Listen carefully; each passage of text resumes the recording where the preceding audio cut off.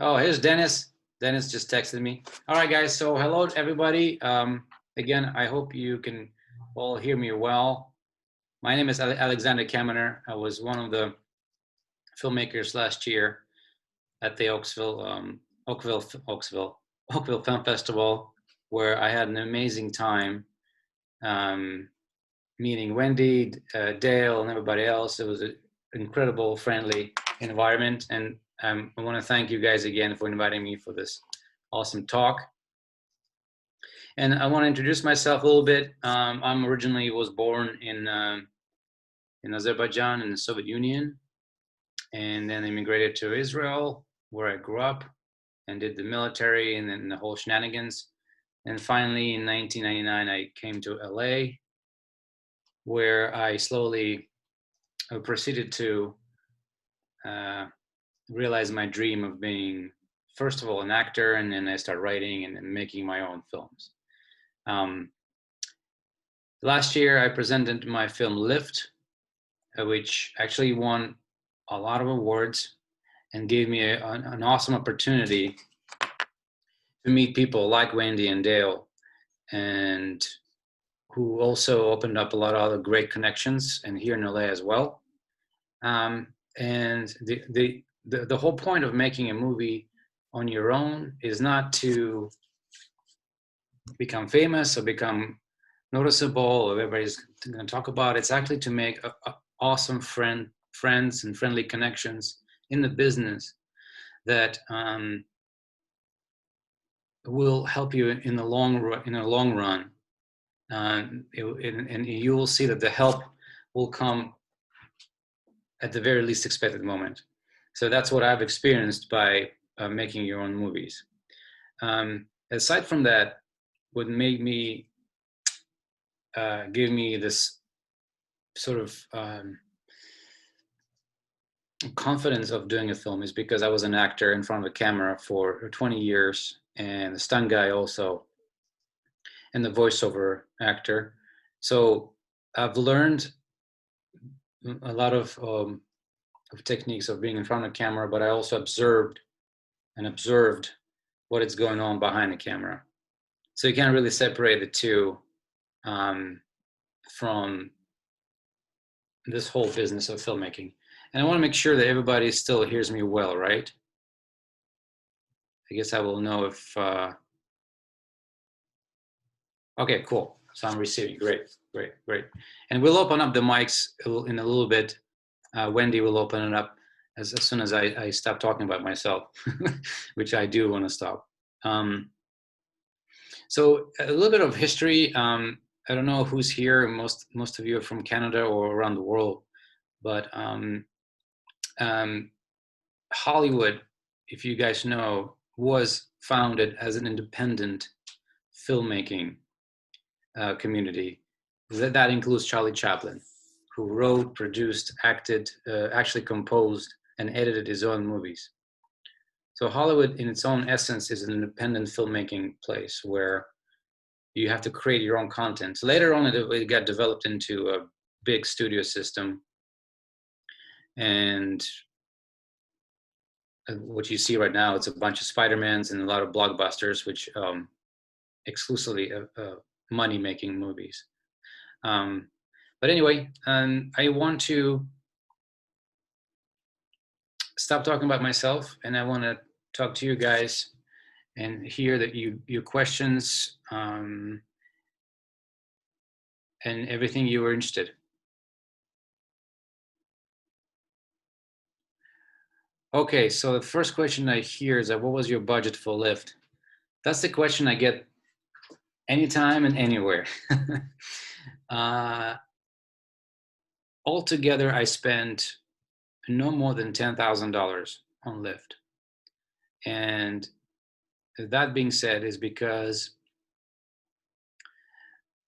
you have to work with what you have. Basically, you can't write a script. Well, you can write any type of script, but how are you going to make it? That's the problem. If you want to make your own movie, then you have to write a script from within. What can you use to tell a great story with what you have? meaning friends. You can borrow, barter, beg, in kind, donations, stuff like that. So when I was doing Lyft, I knew that, especially in LA, it's very hard to get people to work for free. So I knew that I had a story and had to be told in a setting that will utilize the most of it. So I chose a car, my daughter's car, and Lyft is about a driver. It's an Uber-esque kind of a story that takes place in LA. So I've created this basically a production house on wheels where I would to control the sound, the camera, the directing, and the actors inside the car. So it was all in one spot where I didn't need to have a big crew, and it was just a one-man show, and we would really literally drive around town and shoot.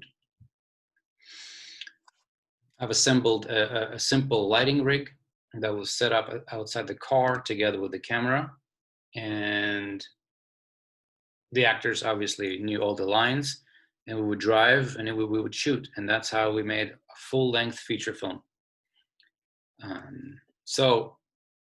Oh, I have another question here. How do you get into voice acting if you're not an actor? Okay, that's a great question. There's no difference between voice acting and acting. It's the same acting. You're just standing in front of the mic.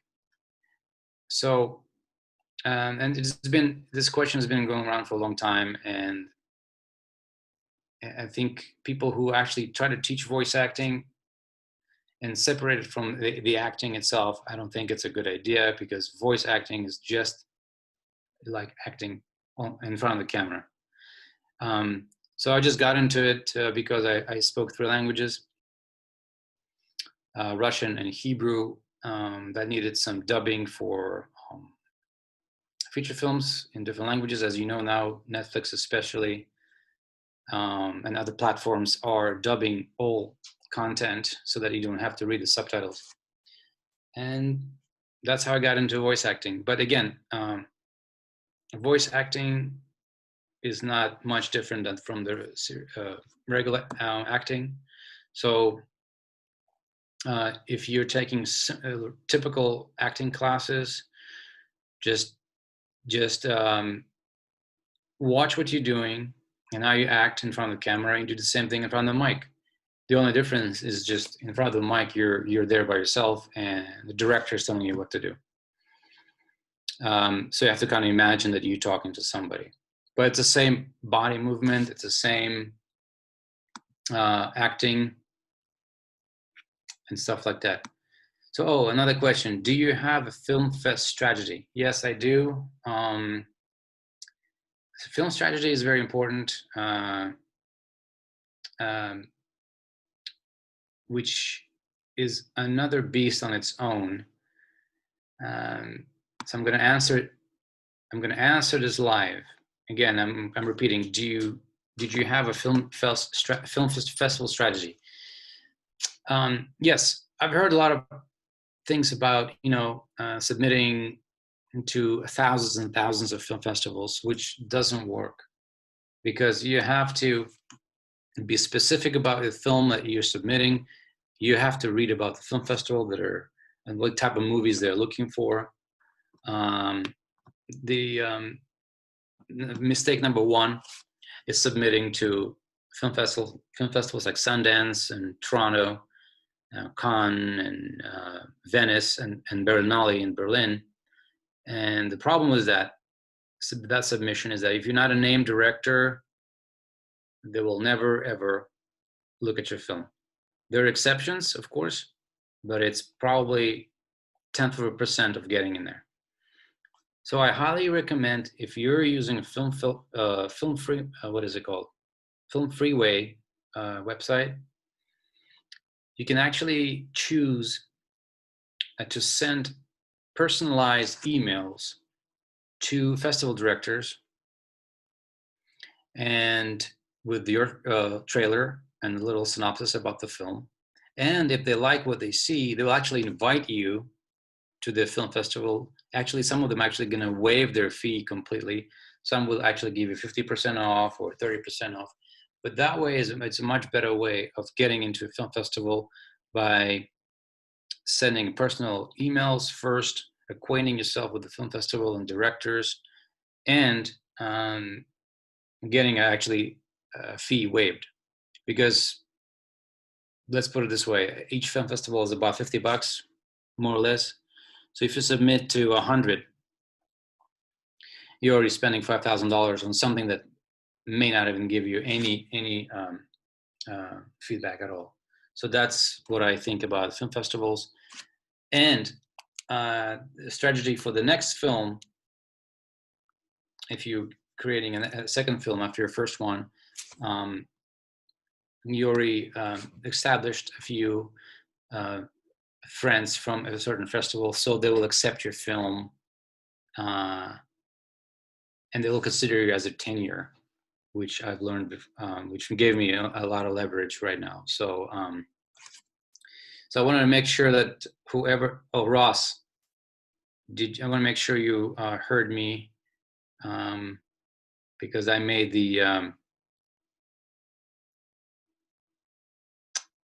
I made my answer public. So if Ross Monroe, if you're there, just text yes.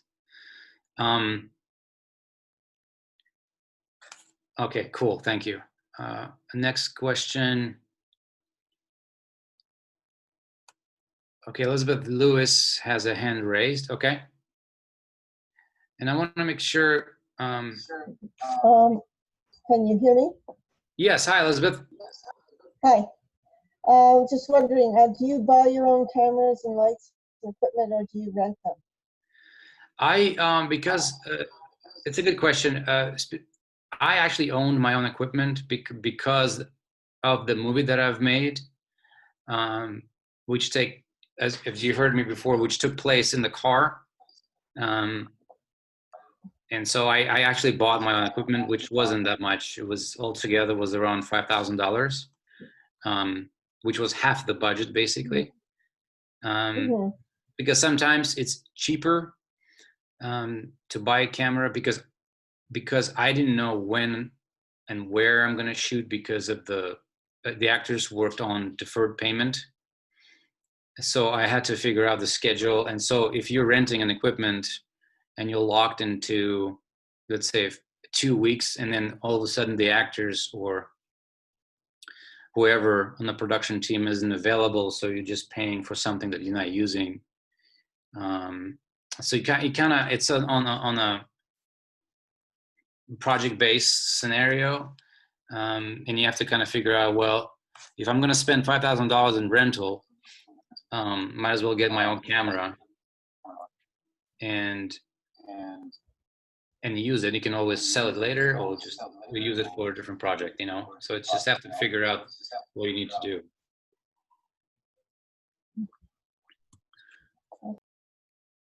Okay, are you still there? Based on your experience, how do you get better as on-camera talent, mainly for documentary? Okay, based on your experience, how do you get better? I don't quite understand this question. Are you asking, this is from Tamer S. Are you asking me how do you direct talent when you're shooting a documentary, or what's can you hear me? Yeah. Hello? Yeah. Predominantly just how would you just get better, like, as yourself? So I'm in a documentary film space, and I'd like to be more in like the documentary itself, like kind of like an Anthony Bourdain type of deal. How would you, if you wanted to get better as the on-camera talent, what would you suggest as things to do? Is it more getting a good director, or is it you practicing things? I feel like you've got a lot. Yeah, I've had experience in documentary field as well. The problem with documentary filmmaking, and it's not a problem, it's just a different skill. If you can make people unaware of the camera because they're not they're not actors. If you can just capture them in a way that they don't know that they're being captured, and ask the right questions, in a way you kind of distract them from that they're actually being filmed. You know what I mean? And you get more personal this way, and then they start trusting you, and you get the great performances out of that. Documentary filmmakers, I think, look for those specific moments in when they're actually filming something. That's why a lot of good filmmakers turn into nature, because animals don't care if they're on camera or not. So they're always in character per se. And with people, it's a little bit harder because they get a camera shy, and you don't get the emotional draw you want from it. So it's a little bit different there. So you just have to kind of be creative and set up certain shots and interviews if you're doing interviews, so that they're completely comfortable and open. That's how I got people to talk about certain, and in the documentary field, the people kind of need to have to earn their trust, and then when you do that, people open up to you, and then you get great results. So you kind of have to be almost on their level. And I mean, I'm not sure what films you're shooting, but no, that was helpful. That's very helpful.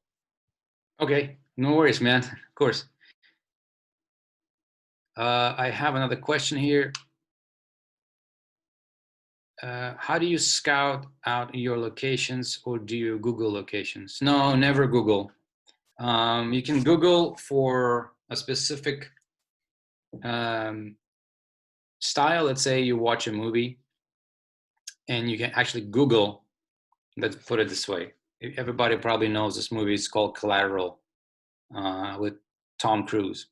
So if you Google Collateral locations, you will see where they actually shot it, and it's on Google and everything. But you have to be there physically and make sure that a certain location is fit, because a location is also a character, and that's very important to know that imagine to use a location as a character as well. That's why I'm opposed to a lot of TV shows and films that are actually shot right now in Atlanta, in the United States, in Georgia. And a lot of them don't look great because they're doing out of the tax incentives instead of concentrating on the character of the TV show or a movie. So that's my answer for location scouting. It says, Alicia, you are next. Okay.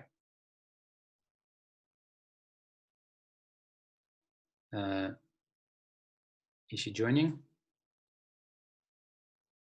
Hello? Hi. Hi, can you hear me? Hello? Let me type the question. Alicia, can you?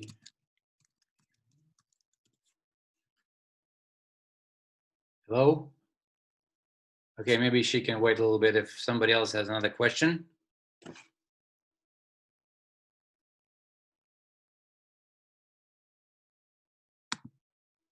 Oh, Ross. Okay, Ross. Hello. Monroe, are you still entering Lyft in fests, or are you now focused on distribution like that? Yes, Ross, thank you for your question. No, I'm finished with Film Festival. Film Festival run for Lyft because I got an online distributor who's taking care of me for putting Lyft all over the place on VOD and DVD and airlines. So I am done with that. But I will never say no if somebody wants to screen Lyft at a certain film festival and just to show to people how I was able to do that, be it universities or colleges or stuff like that. So I'm always open to to those things. But other than that, Lyft is no longer at the film festival run. Let me see. Kapil, can you ask a question? Kapil, Guy, and Mara both have hands. Okay, I'm ready for Kapil and Corral. Hello? Can you hear me? Hello, can you hear me? Yeah, Kapil? Oh, okay, wonderful. Hi, Alex. Hey. So my question for you is, how open are filmmakers to reading scripts, screenplays from strangers? Like even in my situation, like I'm a writer. I love writing. Yeah. I love writing screenplays, and sometimes I kind of just want to connect with other creatives just to get their feedback, or maybe just for idea sharing. That's a great question, Kapil. Am I saying your name right? Yep, you got it right. Thank you. Oh, okay. It's hard to get someone to read your script, and just honestly, especially somebody that you don't know. What I've learned from my own experience, and from like right now, I have my my team, and we have a law firm that basically protects us. So if you want to get somebody's attention, the best way to do it is to do a pitch deck, design a pitch deck, or some sort of a one-page synopsis, and that's it. Because if you, I mean, I would read my friends' scripts all day long, but if it comes from somebody that I don't know, I'd rather read the treatment first, or look at the visual representation, which is the pitch deck, which gives you an idea of what type of story that is. Because for instance, I don't even know you personally, Kapil, right? So I don't know what you're coming from, as because when you're close to your friends, you kind of know what they're writing, and you know what to expect.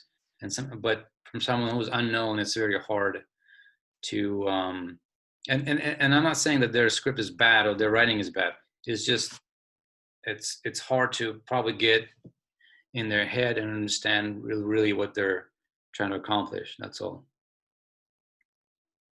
Oh, plus Kapil, another thing is you will actually, what I learned is by doing that, you're actually saving their time.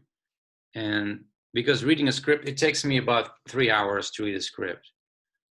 And by sending a synopsis or just a pitch deck, you actually appreciate their time, and they would respect that, because you already know that you're already asking for someone to read something that you've written, and if they like it, they'll ask for the whole script. So that's what I'm doing as well at the same time. Okay, wonderful. I appreciate that. Thank you. Of course. Diane is next. Okay. Hi, Alexander, can you hear me? Yes. Hi, Diane. Hi, thanks for doing this. Yes, of course. I have a question. So I'm part of like a female collective when we just shot 9 short films. And we're gonna be publishing them on YouTube predominantly, but what spiked my interest was that you mentioned your online distributor, so the person who's gonna be taking care of all that stuff. Yeah. How did you come about that? And yeah, like that person, and do you have any suggestions on what else we could do with the 9 short films that we just created? Yes. Well, yes, that's awesome. 9. Well, you've heard of Quibi? Yes. Okay. So I think it was created by one of the DreamWorks guys. So that's a great platform to submit your work there, because I think it's only short films. Mm-hmm. At the same time, there's a lot of other companies that accept only short films. Mm-hmm. I just don't know offhand what they are. But at the same time, the way I got my distributor is by I won a few best features at in LA here and Mm-hmm. around the world, and they got interested in it, and we got to talking, and that's how it happened. It basically kind of came out of nowhere. So my distribution came from winning a best feature at the film festival. But at the same time, you have to be aware that a lot of distribution companies out there are nothing but, anyway, I don't want to say names, they're just bad distribution companies. Right. And all they want is your content, and you never hear from them ever again, and you're never going to see a cent from them. So you have to be aware. You have to read their contract, go through your lawyer, make sure your lawyer reads it before you sign anything. Please do not sign anything without a lawyer, because their contracts are one-sided, and you'll be stuck with them for years, and they will own your content, and you won't be able to do anything at all. So yeah, go ahead. Sorry, so those distributors really was kind of they approached you versus you approaching them. Yes. Mm-hmm. Okay, copy And that. that's what you want, basically. At the same time, I found a lot of good distribution companies just by research. Mm-hmm. And I found that a lot of European distribution companies, which actually will actually answer your emails. I don't know why. I know in Canada is easier. In the United States, it's very, very hard to get anyone to answer your email. So just search. You can actually search distribution companies like Quibi that accept only short films. There's a lot of them right now. The market is growing. So what you're doing is cool. Thank you. It's Counterbalance Collective if anyone wants to look it up. Okay, cool. Well, just text the group here so we all know. I will. Also, I really like your shirt. Thank you. That's all. Oh, my shirt. Thanks. Thank you. You're welcome. Thank you. Of course, anytime. Who's next?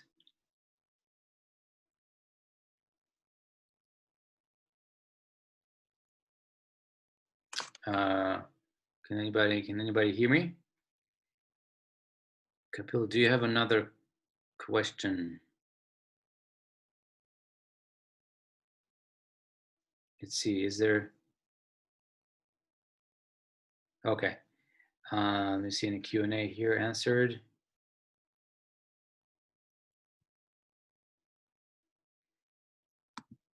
Somebody's asking, hi, would you sign a release form for a script? That's a good question. That came from Kim Barr. Unfortunately, in this business, there's a lot of release forms or NDAs and all kinds of stuff. And it's a tough question because you probably would have to tell your lawyer, ask the lawyer first whether to sign a release form or not for a particular company. I wouldn't sign anything if you don't know who the company is. So it's based on each type of project but everybody wants for you to sign a release form because they don't want to get sued for all kinds of things. So my thing is to go through a lawyer first and So yeah, Alexander, it's Kim. Can you hear me? Yes, Kim. Yes. Yeah. So so should I go to a lawyer, or would it be better to try to get an agent with the script? Because I've got a couple of people who are interested in reading a script that I've written, and I did what you had suggested earlier. I sent them a pitch document, basically a one-pager. Yeah. First, I sent a synopsis and a query. Then I sent the one-pager, and then they wanted to read the script, and they sent me a release form. Should I get my lawyer to look at it before I? Yes, absolutely. Whether you have an agent or a lawyer, either way is good. But they have to review the document before you sign anything.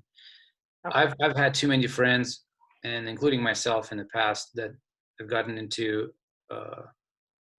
a problem where it's very hard to get out of later. So unless the company is very reputable and you're 100% sure that they're not going to do anything, that's fine. But it's a one-pager, right?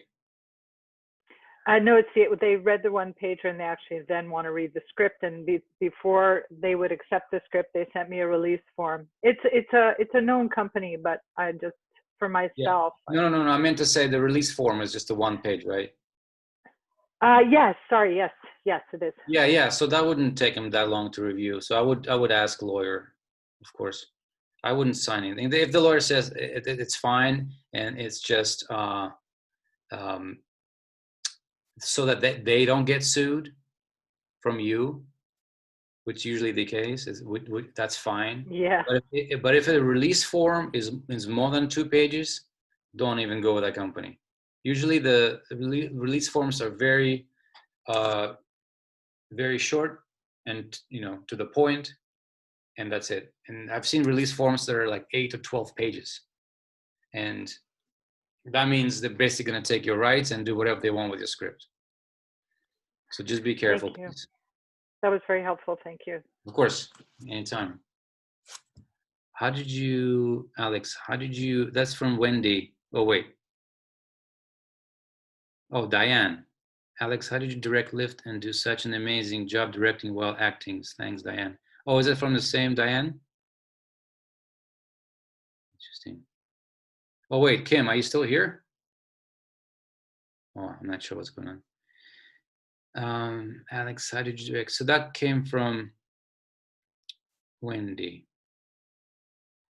Okay, so my directing came from, like I did in my introduction, I started as an actor, then I wrote a lot of scripts, then did voiceover acting, and then some stunts. So directing encompasses a lot of things. It's like looking at a painter who mixes his own colors in order to come up with a great painting. So director is the same guy who just stands by the camera and mixes all the colors. But in order to be a good director, I believe one must know how to act, how to write, how to produce, and how to do a lot of things, not just direct people behind the camera, because I don't think that'll bring good results. And when the actors actually know that the director is a good actor or a great artist, the actors would already take the responsibility to work a little bit harder than the usual, because they know the director will actually know when they're doing a good job or not. So that's my 2 cents on that. From Carolina, do you know any good resources to learn video editing, or are you self-taught? Let me see. Carolina, yes. Okay, so if she's waiting, I'm just gonna answer her live. Okay. Is Carolina here? Hello? Caroline? Okay, well, I can, I guess, answer it live. So this is a question for Caroline. I'm self-taught kind of guy. I've learned by just pressing buttons and failing until I finally figured out how to do it. There's also a lot of YouTube videos you can look at. YouTube is great. YouTube has so many things that it boggles my mind. You basically type any kind of question on YouTube and the video is going to be there. So yes, I learned everything from the experience. I didn't go to school for that.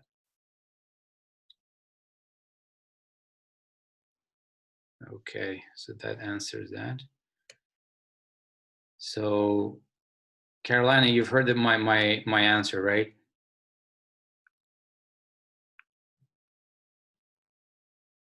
Yes. Okay, cool. Awesome.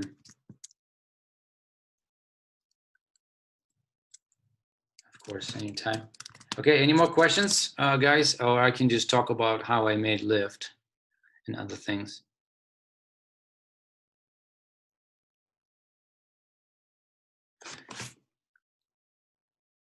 I believe we had a question from somebody that couldn't get on again.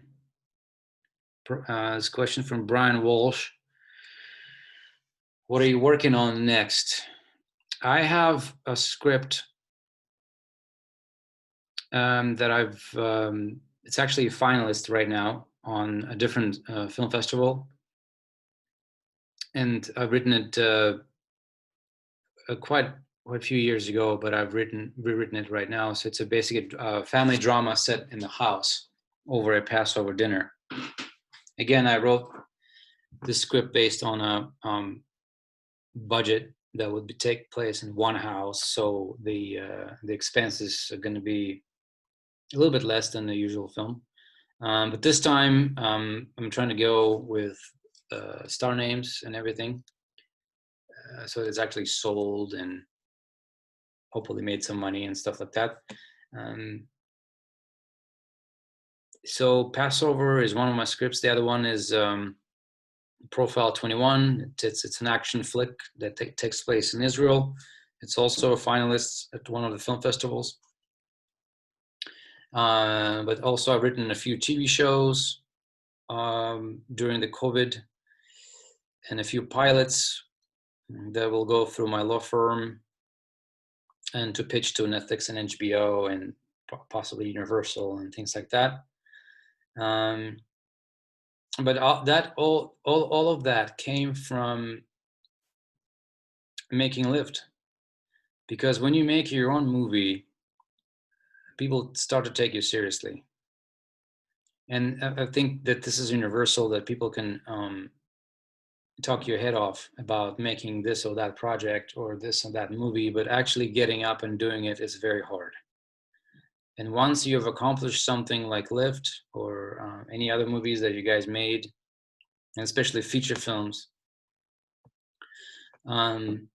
it's a calling card for different projects. It's a calling card for industry people who will actually take you seriously and invite you to join their companies, or they will be, who knows, maybe hiring you to write a script or to direct, or maybe even produce their film, or be a even production assistant. You never know what will come out of it. But when you create your own content and it's good and it's professionally done, and especially for no money or some sort of a shoestring budget, people start to take you seriously. And I didn't know that until I got up and made Lift. And it was very, very, very, very hard. Very hard. But again, if you want to succeed in this industry, you have to kind of get up and get it done, you know. And the only way to do it is actually write a script, like I said in my introduction, that is doable by you. In my personal experience, I wasn't successful in crowdfunding. I tried Kickstarter, I tried Indiegogo, I tried Spark and Seed. Nothing worked because I probably don't know how to do it. Other people are actually very successful at that, and they raise from $10,000 to $30,000 for a project. I wasn't able to do that, and so I had to create a project that I could do by myself. And so start thinking about something that you can write, that you can actually produce. Start thinking about a script that will take almost no money to make. Obviously, you're going to spend a lot of money. Well, I shouldn't say a lot of money, but you will be spending some money. But again, like writing a story that takes place in a house. And I'm not talking about horror movies. I'm talking about like maybe drama, like I wrote Passover, or simple stories of maybe friends having a party somewhere outside the country, or again, maybe there's another story that you have friends driving somewhere. Maybe it's a road trip story. Maybe someone is going to see his dad or his mom, or visit a family, maybe, and their fears of exposing some sort of secrets to them. I mean, the stories are endless, but you have to kind of realize that everyone can write a script, but you have to start from a script that you can actually make. I don't know if you guys seen a movie called Tangerine. It's on Netflix right now. Oh, this is a question right now. I'll answer that when I'm done with this. Tangerine was done on iPhone 5. It's a story about transvestite prostitutes in West Hollywood and their story, and it's very interesting. You should watch it. But the guys basically shot it on iPhone 5, and they had like about, I think, 5 phones because they had to dump the footage constantly to their computer, and they hired a sound guy and a few actors who they knew. The reason why I know this is because one of the actors on the movie is my friend. He was the taxi cab driver on the movie. And they did everything for $40,000, including post-production, music, everything. $40,000 is nothing. And again, you can make a movie for $10,000. I'm not telling you to spend $40,000. But look, right now it's on Netflix, and directors, they're 2 brothers, are set, and they're making a few other movies. But it's your calling card. If you can figure it out, what you can do on your own, that's the way you go. Okay, is there anything you would do differently with Lyft now that you have had the experience of doing it? Oh, of course. You know how many mistakes I've made? And every time I watch it, it's like, oh, I could have done this shot better. I could have spent a little bit more time on this, a little time on that. And if I were to do it all from the beginning, it would have been a different movie.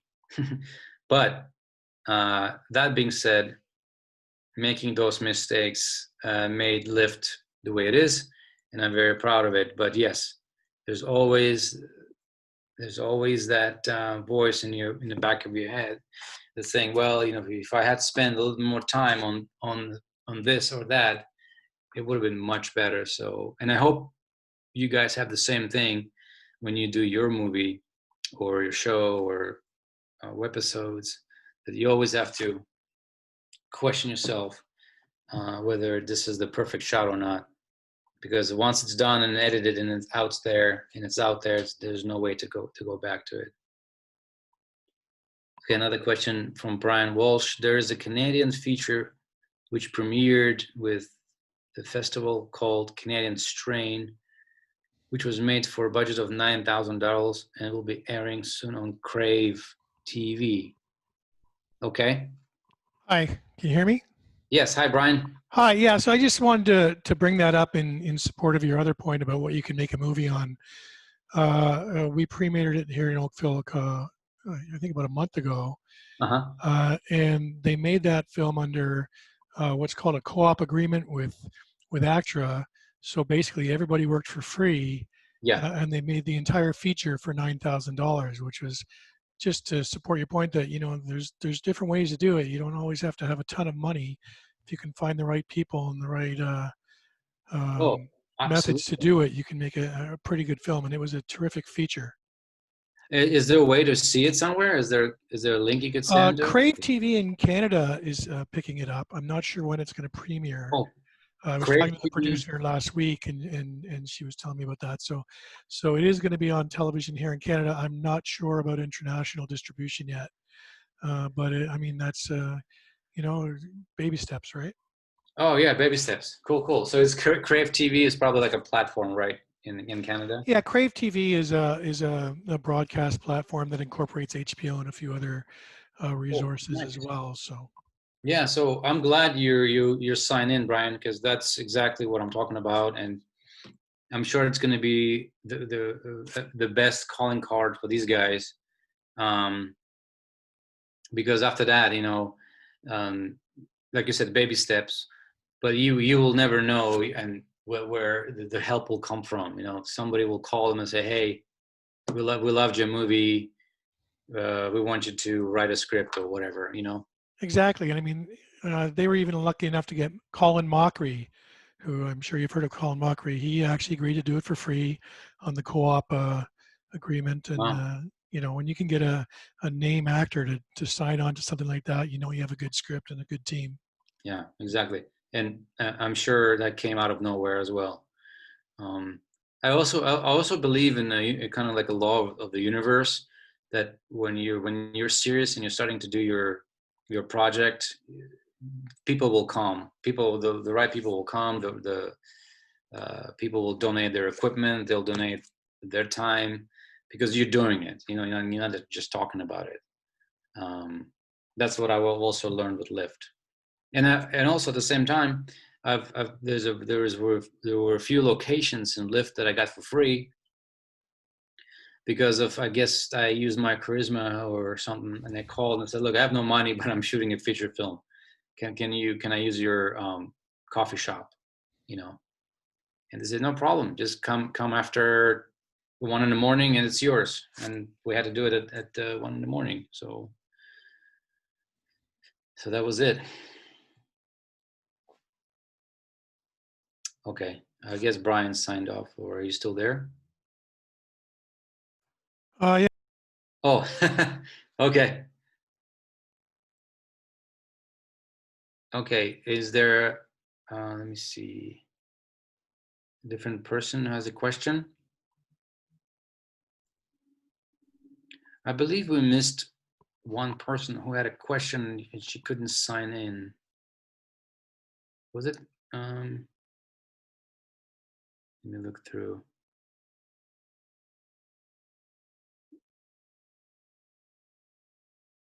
I forget who that was. It was Alicia. Alicia, yeah, Alicia. Is Alicia still there?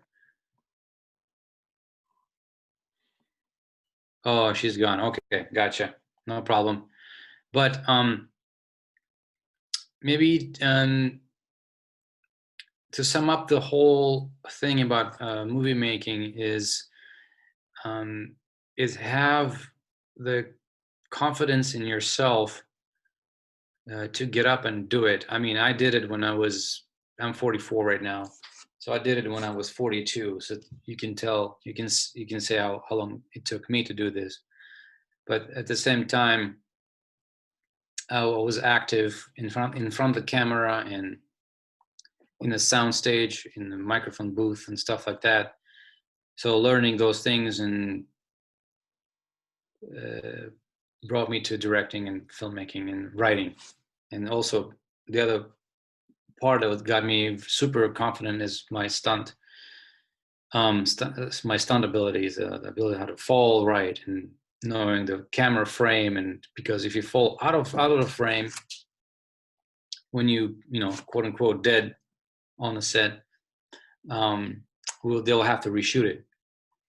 So knowing the camera and where it is and the framing of it and the lighting and everything finally brought me to directing and producing. And now during this COVID time, I'm actually enjoying just writing the scripts. I actually enjoy it a lot. So anybody has any more questions of what is your plan for Passover? When do you hope to go into production? Okay, so with Passover, it's interesting. Certain actually Danish distribution company got interested in Passover, and I was waiting on a few investors, but during the COVID time, that kind of got postponed. But again, that Danish company got interested because I was able to persuade them that I've produced and directed a feature film before, and it won numerous awards, and it's on IMDb and everything else. Before that, I couldn't even write an email to those companies. I mean, what was I going to say? Hey, I'm Alexander Kaminer. Please like me, and this is my script. No, but this time I had the script, I had the pitch deck, I had the synopsis, and most importantly, I had Lyft as a great experience as a filmmaker. So they answered the email, and now I am hopefully after all this is over, we're gonna start talking again. So yeah, that's my plans for Passover.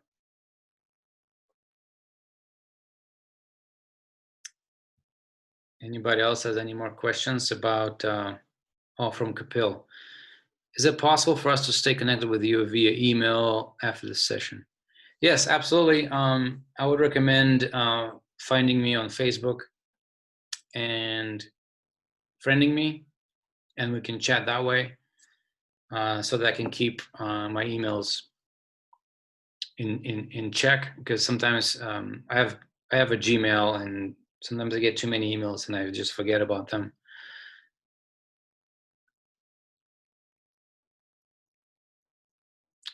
Wendy says, if you'd like to become a panelist to chat with Alex, we can do that. Let me know. Okay, cool. Yeah, and I'm very open. I actually do want to share my experience with everyone. I'm not hiding anything, and I think it is my duty to share it with every filmmaker, what I've learned and what mistakes I've done, and what could have done better after that. So if I can help you guys minimize your mistakes that you're gonna do when you make your movie, and believe me, everyone makes mistakes. There's not one smooth production ever. It's just how you deal with your mistakes. You have to be flexible. You have to understand that you're on the set, and sometimes whatever you're written in the script does not work on camera. So you have to know that you have to be flexible and rewrite the scene right there and right then. Sometimes you don't get the actor you want to get, so you have to know how to work with them, which happened on Lift. Specifically with a few actors,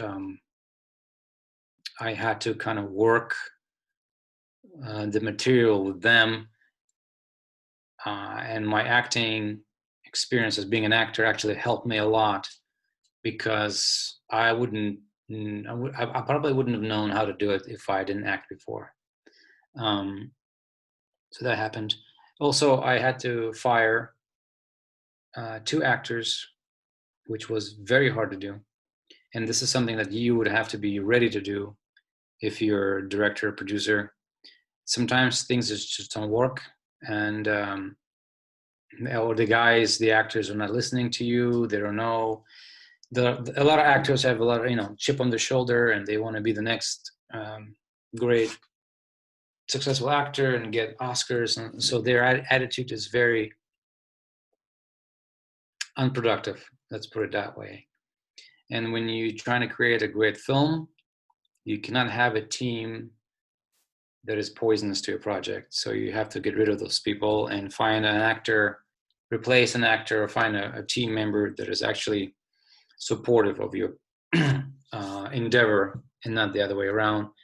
And you just have to be sometimes ruthless if you want to be in this industry. You have to create a team that supports you 100%, because you are the driving force of the project. And if somebody is trying to take that away from you, you just have to man up and make those decisions. And those decisions are not easy to do.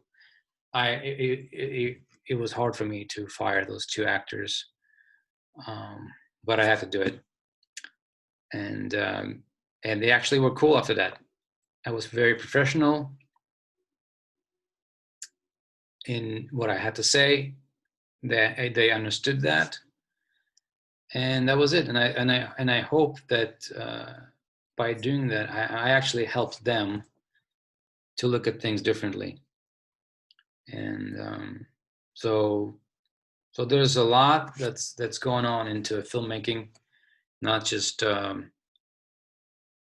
being behind camera and directing. It's actually human psychology that you have to understand. And you have to also understand that all those people are people, and they have their own wishes and problems and dreams. And as a filmmaker, you have to see that. And if you can somehow help them by casting them in the movie or working with them as your team by making maybe their dream just a little bit closer, then that's your job as a director and producer, is to make those people closer to their dreams, one step at a time. And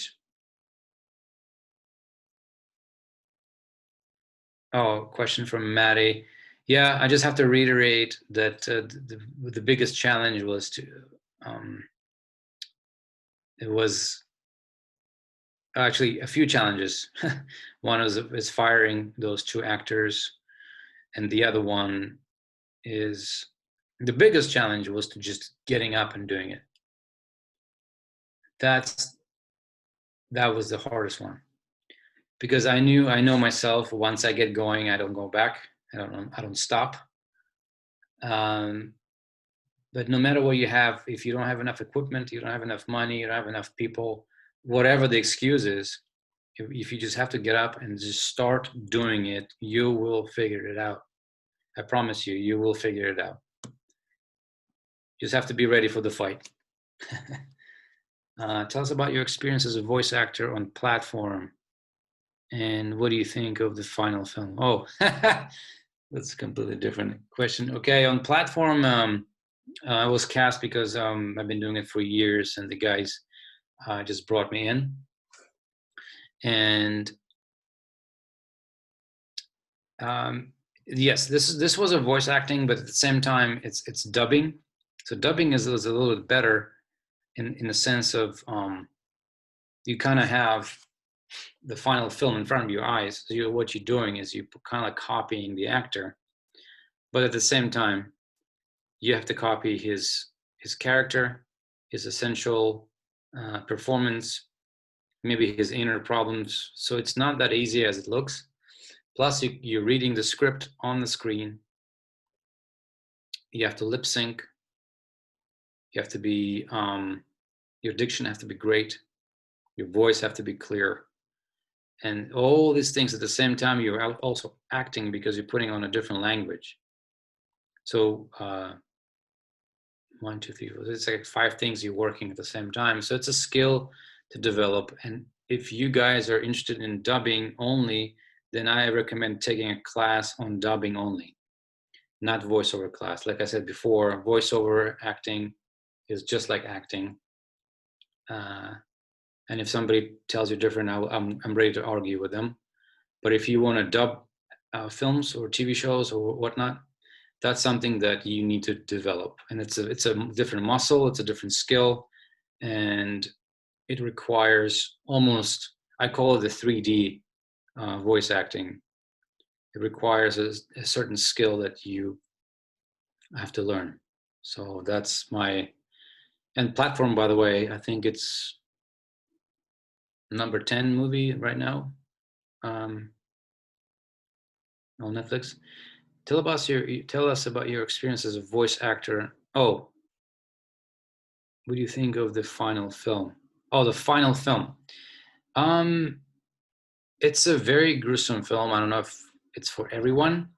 The final film is fine. I think the English version was okay. It's very hard. Dubbing is, like I said, it's very hard. I don't know. I'm not sure if you guys asking me what do you think of the final film as an English version or just as a film. I've heard a lot of things. No, just as a film. Oh, okay. It's subjective. I mean, I liked it because it actually showed a very gruesome reality of our society. It's just a matter of style and taste. But I think the movie is really good. So I liked it. So yeah, I have no problem with the movie.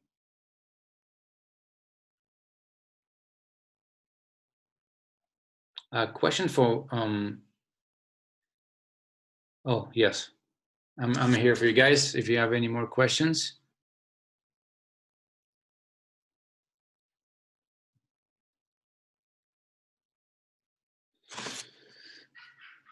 Let me check here. And just to make sure, if you're still there, Ross Monroe, if I answered all your questions.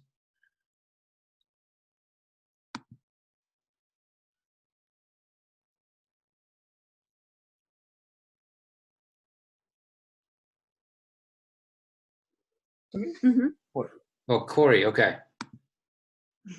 Oh, sorry, who's? This is Ross.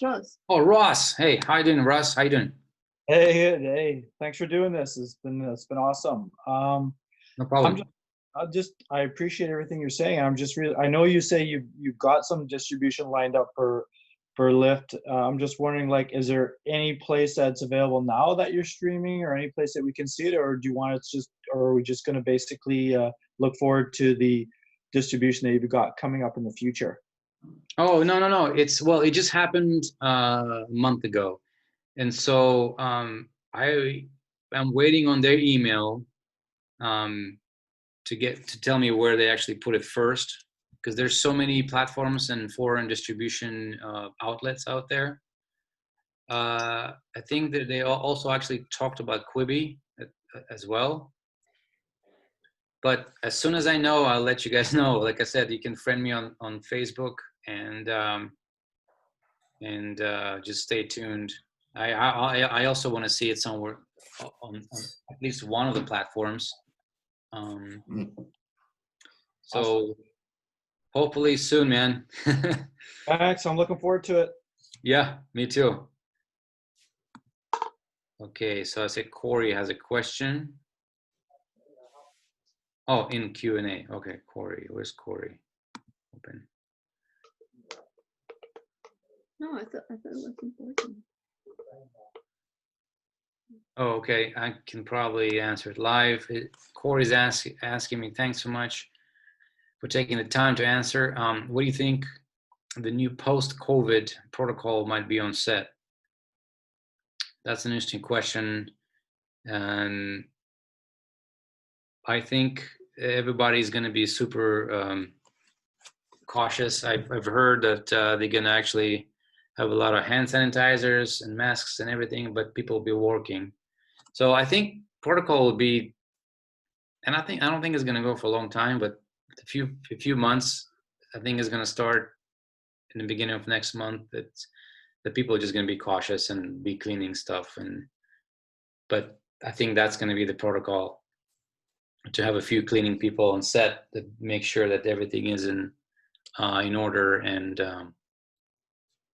sanitized and stuff like that. But productions are going to be open.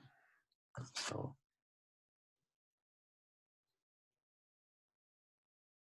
Okay. I think we're up. The time is up, and thank you guys for joining. And again, friend me on Facebook, and we'll stay in touch.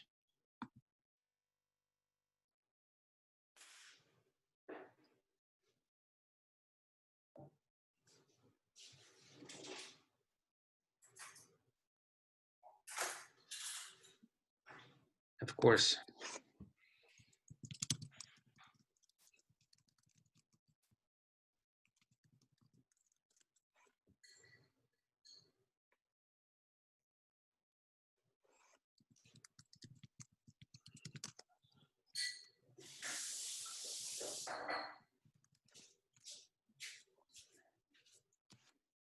Okay.